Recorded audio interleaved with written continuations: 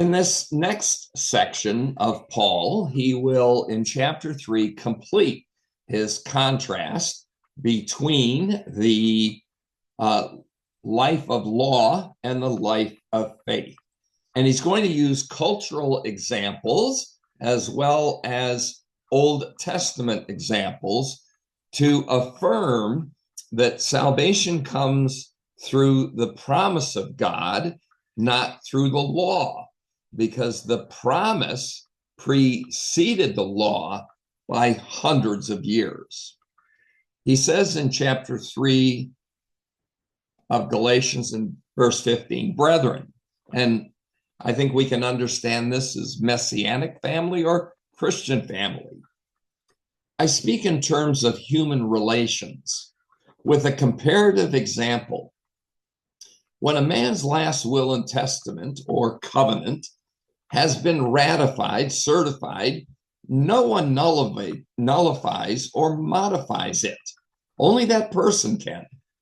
Now, concerning the promises that were spoken to Abraham and to his seed, Paul says to them, notice he does not say to seeds plural as too many, but to seeds singular, one, and to your seed, who is Messiah. Now, this is what I am saying. The law which came 430 years later, after the patriarchal period, during the Exodus Moses period, that does not invalidate a last will and testimony, which was ratified by God so as that it would nullify the promise. The law does not change the promise or the covenant to Abraham, that in you all the world would be blessed. The reason is that the inheritance is based, the reason is that if the inheritance is based on law, it is no longer based on a promise. It's no longer based on the Abrahamic covenant if we say the Mosaic covenant supersedes it. The reason is that if the inheritance is based on the law, it is no longer based on a promise. It can't be based on both. But God has graciously granted it to Abraham by means of a promise. Abraham, he said, this is what I'm going to do. This is what I'm going to do. Bless the world because of you. Verse 19, why then the existence of the law? It was added by God because of transgressions, until the seed, Jesus Christ, would come, to whom the promise had ultimately been made, having been arranged through angels by the agency of an intermediary.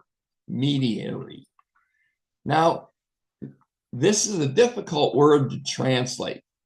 Some translate it mediator, like there's only one mediator between God and man, Jesus Christ. But in English, when we think of mediating, we think of somebody sitting down with two parties and bringing them both to an agreed upon decision. An arbitrator is one who listens to both sides and basically decides for one side or the other. Here we have an intermediary. In other words, he is the reconciler, reconciling humanity to God. So Jesus is not so much a mediator as an intermediary.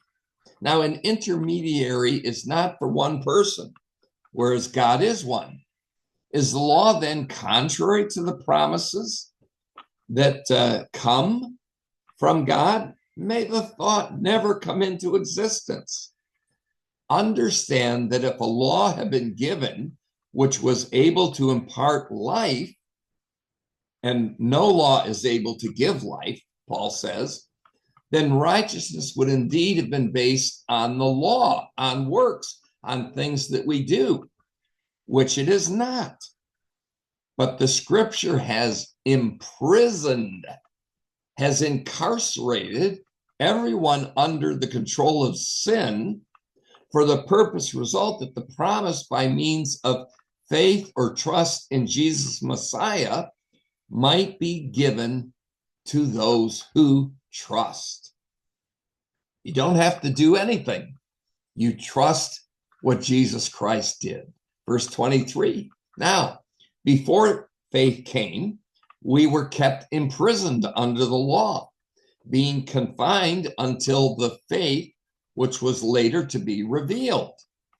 Therefore, the law has become our guardian tutor.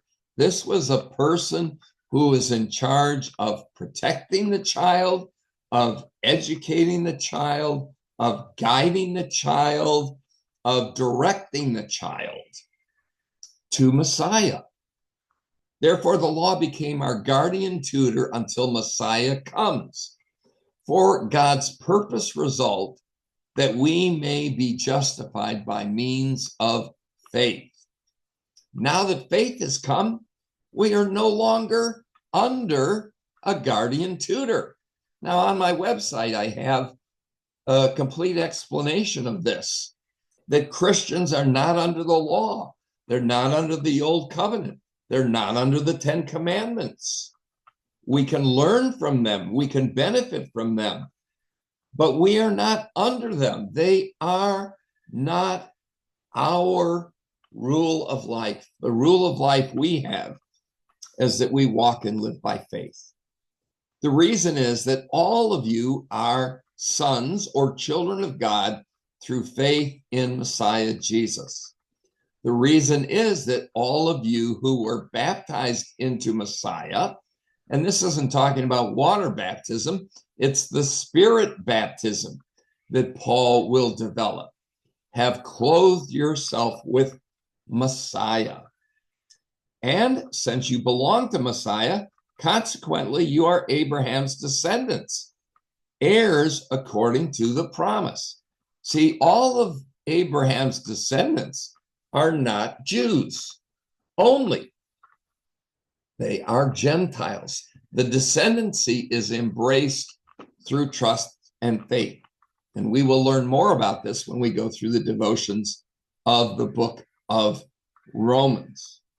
But Paul argues culturally, he argues historically, you're not under the law.